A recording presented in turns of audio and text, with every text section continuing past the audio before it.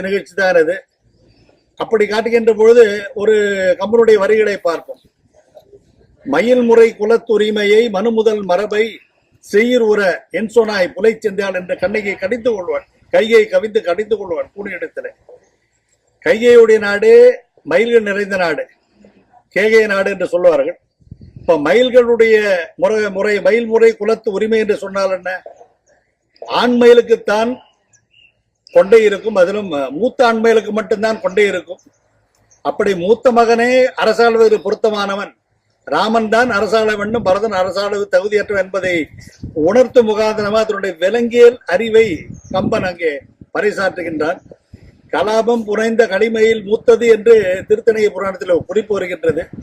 அப்படி மயில்களில் ஆண்மயிலுக்குத்தான் கொண்டே இருக்கும், அது மூத்த ஆண்மயிலுக்கு மட்டுமே கொண்டே இருக்கும் என்பதை சுட்டிக்காட்டும் விதமாக தன்னுடைய விலங்கியல் அறிவை அற்புதமாக கம்பன் அங்கே எடுத்துரைக்கின்றார்.